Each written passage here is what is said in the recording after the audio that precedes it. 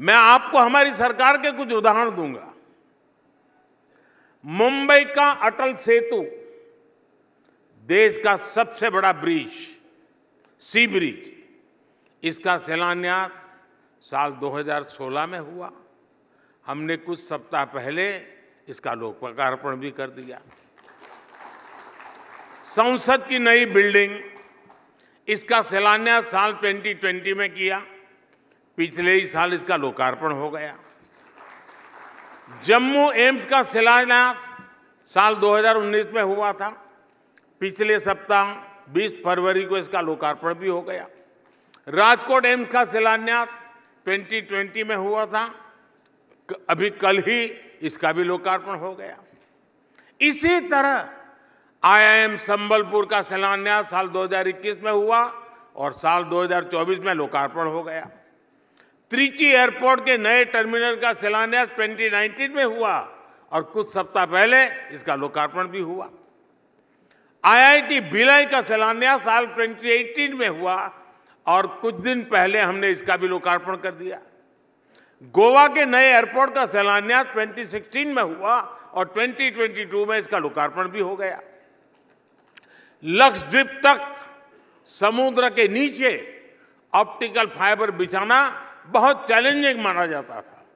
इस काम को हमने 2020 में शुरू करवाया और कुछ सप्ताह पहले इसे पूरा भी कर दिया। बनारस की बनास डेयरी का शिलान्यास साल 2021 में हुआ और कुछ दिन पहले इसका लोकार्पण हुआ। कल ही आपने द्वारका में सुदर्शन सेतु की शानदार तस्वीर देखी है। हिंदुस्तान का सबसे लंबा केबल ब्रिज देश की शान बढ़ा रहा है। इसका भी शिलान्यास हमारी सरकार ने साल 2017 में किया था। मैं जो मोदी की गारंटी की बात करता हूं ना, उसका एक पहलू ये भी है।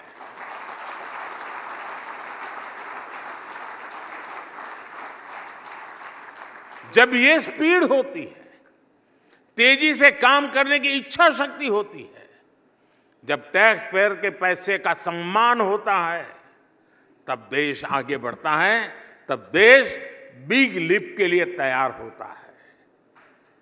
साथियों, भारत आज जिस स्केल पर काम कर रहा है, वो अप्रत्याशित कल्पना से परे है।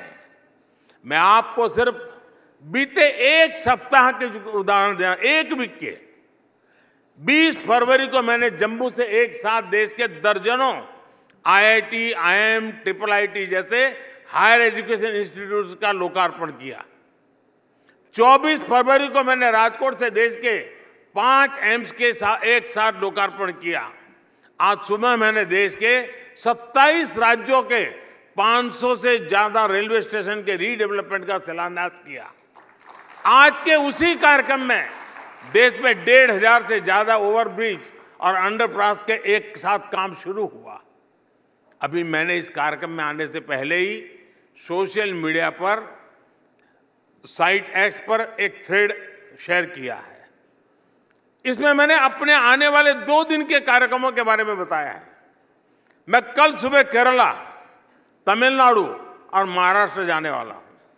वहां स्पेस के कार्यक्रम हैं, MSMEs के कार्यक्रम हैं, पोर्ट से जुड़े कार्यक्रम हैं, ग्रीन हाइड्रोजन से जुड़े कार्यक्रम हैं, किसानों से जुड़े कार्यक्रम हैं। भारत ऐसी स्केल पर काम करके ही बिग लीप लगा सकता है।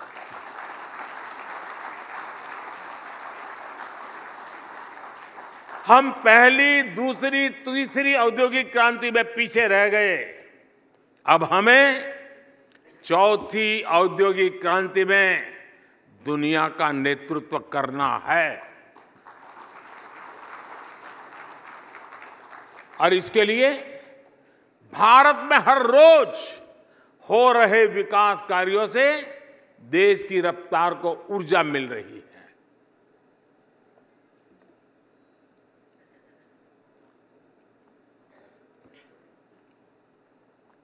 भारत में हर दिन,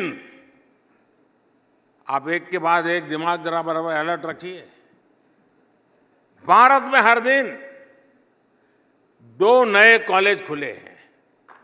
हर हफ्ते एक नई यूनिवर्सिटी खुली है।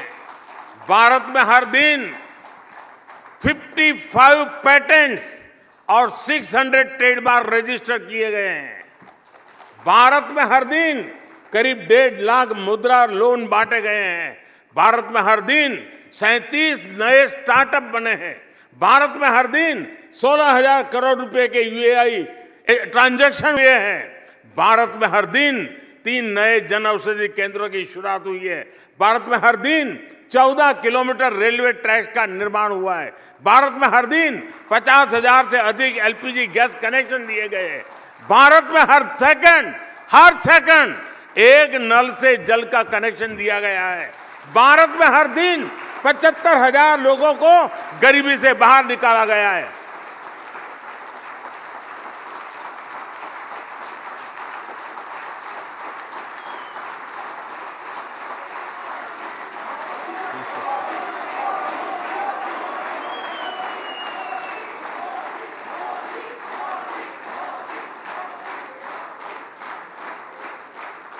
हमने तो हमेशा से ही गरीबी हटाओ के सिर्फ नारे सुने थे।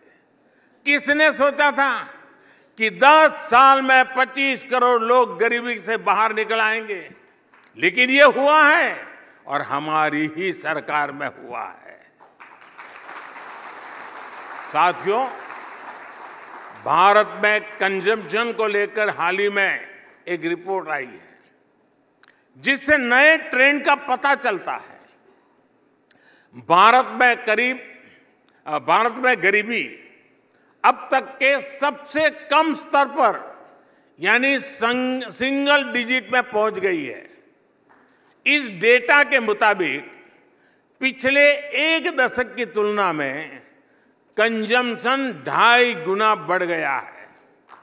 यानी भारत के लोगों की विभिन्न सेवाओं और सुविधाओं पर खर्च करने की क्षमता और बढ़ गई है। ये भी सामने आया है कि पिछले 10 साल में गांवों में कंजम्पशन शहरों की तुलना में कहीं ज्यादा तेज गति से बढ़ा है। यानी गांव के लोगों का आर्थिक सामर्थ्य बढ़ रहा है, उनके पास खर्च करने के लिए ज्यादा पैसे हो रहे हैं। ये ऐसे नहीं हुआ है, ये हमारे उन प्रयासों का परिणाम है जिनका फोकस गांव, गरीब और किसान है। 2014 के बाद से हमारी सरकार ने गांवों को ध्यान में रखकर इंफ्रास्ट्रक्चर का निर्माण किया। गांव और शहर के बीच कनेक्टिविटी बेहतर हुई, रोजगार के नए अवसर तैयार किए गए, महिलाओं की आय बढ़ाने के साधन विकसित किए गए। विकास के इस मॉडल से ग्रामीण भारत सशक्त हुआ है। मैं आपको एक और आंकड़ा दूंगा।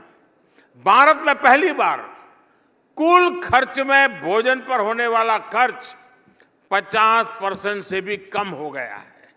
यानी पहले जिस परिवार की सारी शक्ति भोजन जुटाने में खर्च हो जाती थी, आज उसके सदस्य सारी चीजों पर पैसे खर्च कर पा रहे हैं। साथियों, पहले की सरकारों की एक और सोच थी कि वो देश की जनता को अभाव में रखना पसंद करती थी।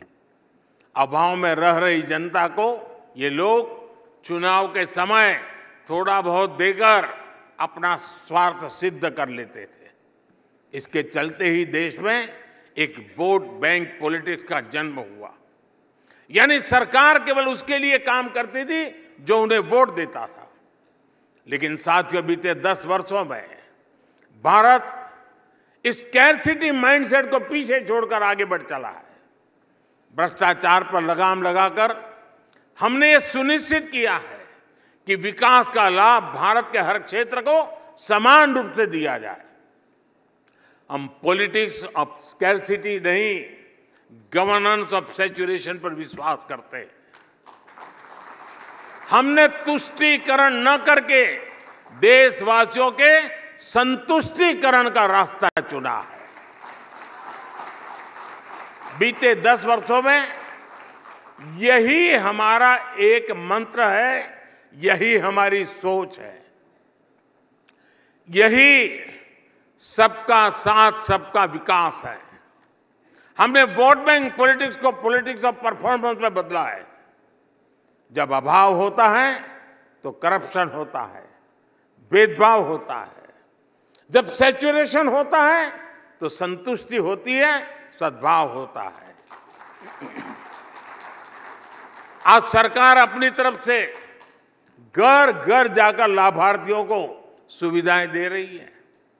अपने बीते समय में मोदी की गारंटी वाली गाड़ी के बारे में जरूर सुना होगा। देश में पहले कभी ऐसा नहीं हुआ कि सरकार के अफसर गाड़ी लेकर गांव-गांव जाए और पूछे कि सरकार की योजनाओं का लाभ आपको मिला या नहीं मिला। आज हमारी सरकार खुद लोगों के दरवाजे पर जाकर कह रही है कि सरकारी योजनाओं का लाभ उठाइए। इसलिए मैं कहता हूं, जब सैचुरेशन एक मिशन बन जाए तो हर प्रकार के भेदभाव की गुंजाइश खत्म हो जाती है। और इसलिए मैं कहता हूं कि हम राजनीति नहीं, राष्ट्र नीति पर विश्वास करने वाले लोग हैं।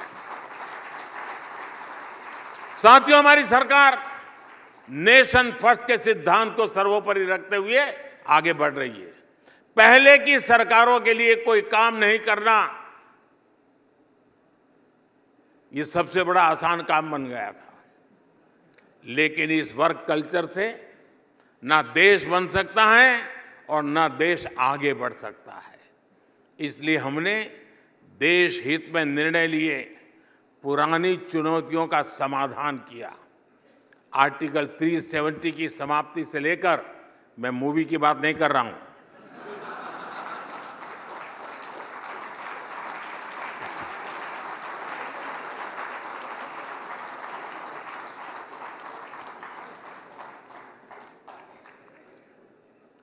आर्टिकल 370 की समाप्ति से लेकर राम मंदिर निर्माण तक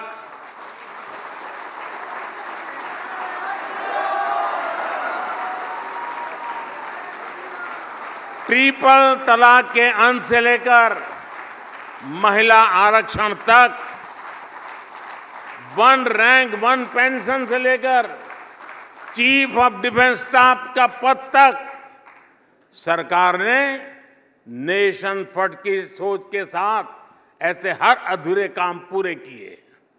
साथियों, 21वीं सदी के भारत को अपने आने वाले दशकों के लिए भी हमें आज ही तैयार करना होगा।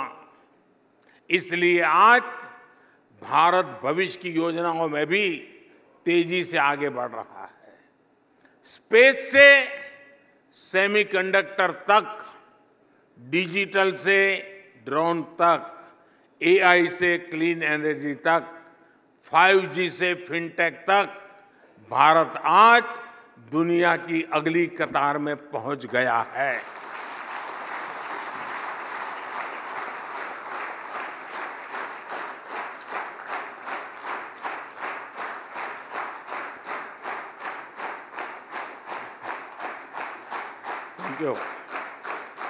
भारत आज ग्लोबल वर्ल्ड में डिजिटल पेमेंट्स की सबसे बड़ी ताकतों में से एक है। भारत आज फिनटेक एडॉप्शन रेट में सबसे तेजी से बढ़ता देश है। भारत आज चंद्रमा के दक्षिण ध्रुव पर उतरने वाला पहला देश है। भारत आज सोलर इंस्टॉल्ड कैपेसिटी में दुनिया के अग्रणी देशों में से एक है। भारत आज 5G नेटवर्क के विस्तार में यूरोप को भी पीछे छोड़ चुका है। भारत आज सेमीकंडक्टर सेक्टर में भी तेजी से आगे बढ़ रहा है। भारत आज ग्रीन हाइड्रोजन जैसे फ्यूचर के फ्यूल पर तेजी से काम कर रहा है। आज भारत अपने उज्जवल भविष्य के लिए दिन रात मेहनत कर रहा है। भारत फ्यूचरिस्टिक है और इसलिए आज जब सब लोग कहने लगे हैं इंडिया इज द फ्यूचर, आने वाला समय और महत्वपूर्ण है। आने वाले 5 साल बहुत महत्वपूर्ण है। और मैं ये सुज्ञ ऑडियंस यहाँ बैठा है और बड़ी जिम्मेवारी के साथ कहता हूँ, हमारे तीसरे कार्यकाल में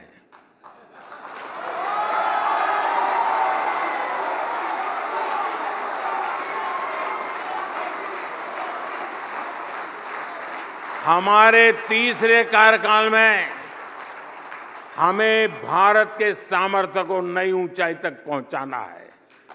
विकसित भारत की संकल्प यात्रा में आने वाले 5 वर्ष हमारे देश की प्रगति और प्रशस्ति के वर्ष है।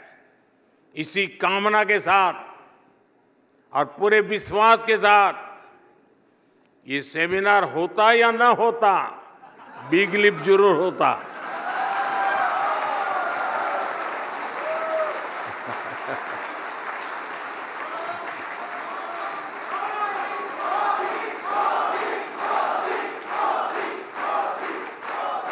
इतना फायदा जरूर हुआ कि आपने बिग लिप का कार्यक्रम रखा तो मुझे भी अपने लिप खोलने का मौका मिल गया।